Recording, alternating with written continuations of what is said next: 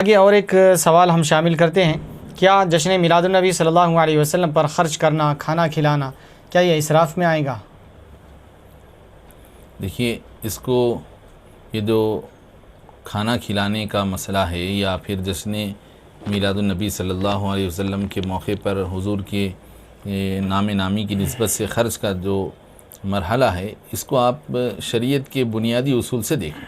اس سے میلاد سے جوڑ کر مت دیکھیے۔ بنیادی طور پر شریعت میں اس کا کیا حکم ہے کہ دیکھیے، کھانا کھلانا، اطعام طعام، تو اب قرآن پاک تو جو ہے، جو لوگ سخاوت کے طور پر،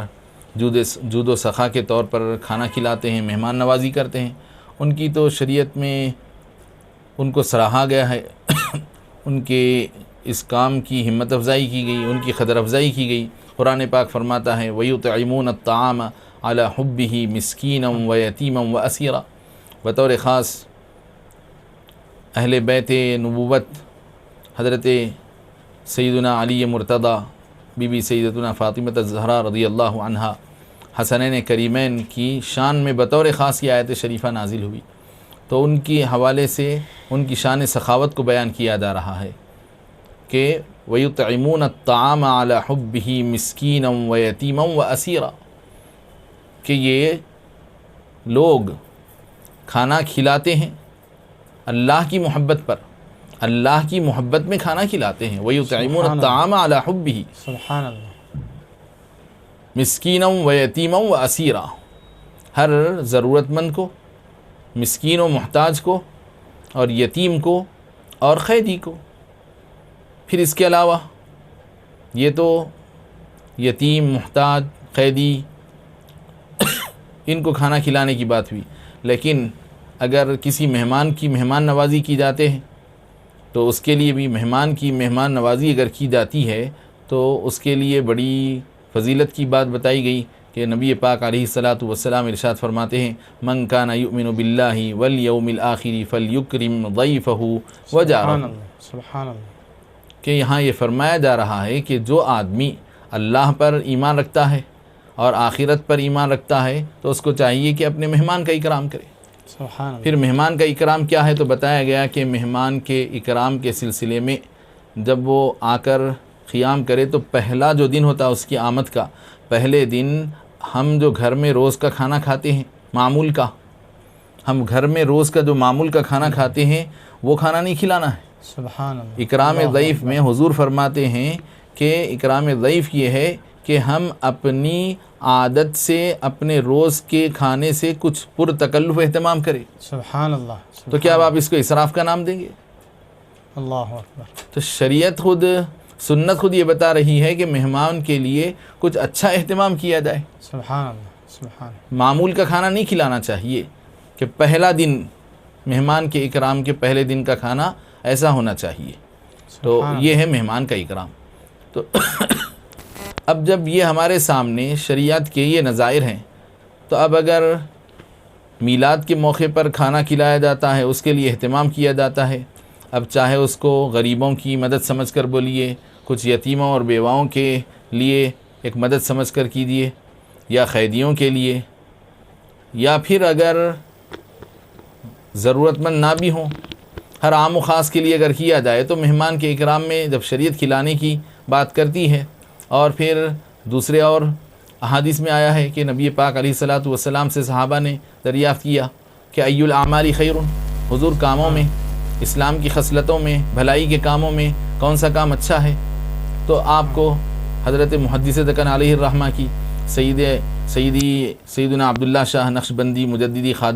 قادری رحمۃ اللہ علیہ اپنی کتاب زجاجۃ المصابیح میں، کتاب الآداب میں، سلام وغیرہ کے بیان میں، سیاہ ستہ اور دیگر کتب حدیث کے حوالے سے آپ نے یہ حدیث کو نقل فرمایا کہ افشوا السلام واطعموا الطعام وقوموا باللیل والناس نیام، حدیث شریف ہے کہ سلام کو عام کرو، سلام کو سارے امت مسلمہ کے فرزندان کے درمیان میں عام کر دو، اور اطعموا الطعام، کھانا کھلاؤ۔ چلیے، قرآن کی آیت میں تو بھی مسکین کو، یتیم کو اور قیدی کو کھلانے کا ذکر تھا، تو اب کوئی اعتراض کر کے بول سکتا تھا یہاں کون جو ہے یتیم ہے کھانے والا، یہاں کون جو ہے مسکین ہے، یہاں تو ماشاءاللہ اچھے خاصے جو ہے تونگر اور اصحاب ثروت بھی کھاتے ہیں محفل میلاد میں۔ تو اب اس حدیث شریف کو اگر آپ دیکھ لیں تو اس میں حضور نے کوئی تخصیص نہیں کی ہے، اطعموا الطعام، بس کھانا کھلاؤ، تم جو بھی انسان ہے اس کو کھانا کھلاؤ، کیونکہ اس کے اندر کوئی تخصیص نہیں ہے اطعموا الطعام مسکینا یا یتیما اسیرا فقیرا، کچھ بھی نہیں۔ یہاں تو مفعول کو بالکل عام رکھ دیا گیا کہ جو کھانے کا خواہش مند ہے، جو بھی کھانا کھانا چاہتا ہے، کھانا جس کسی کے لیے غذا بن سکتا ہے اس کو کھلاؤ۔ اطعموا الطعام کا یہ مطلب ہو گیا۔ سبحان تو اب اس حدیث شریف کی روشنی میں اطعام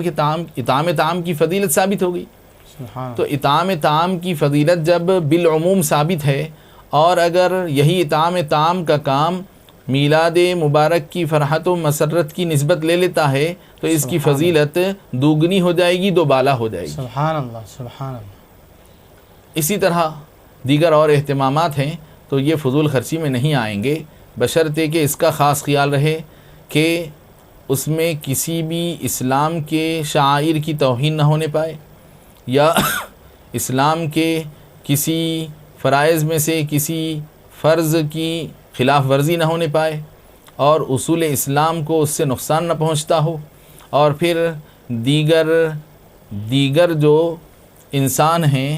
دیگر اڑوس پڑوس کے لوگوں کو، یعنی میلاد کا یہ اہتمام ایک جائز، نہ صرف جائز بلکہ مستحسن اور مستحب اقدام ہے،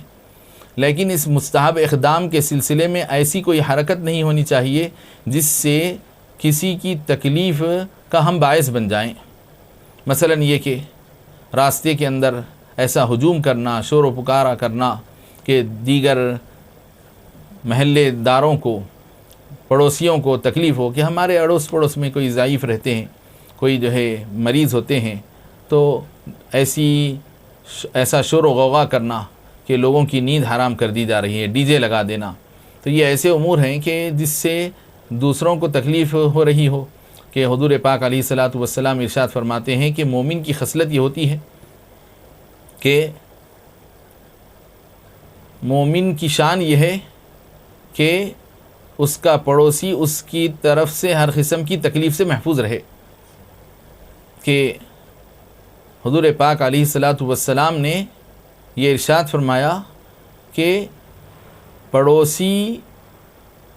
وہ شخص بہترین پڑوسی ہے کہ جس کو اس کے پڑوس سے تکلیف نہ پہنچتی ہو، اور ہم اگر یہ سب کرتے ہیں تو اگر ہمارے اڑوس پڑوس میں کوئی بیمار ہوں، ضعیف ہوں، تو ان کو تکلیف ہو جائے گی۔ اسی طرح سے یہ ہوتا ہے کہ نبی پاک علیہ الصلاۃ والسلام نماز میں بچوں کی خاطر، خواتین کی خاطر بسا اوقات اپنی نماز کو مختصر فرما دیا کرتے۔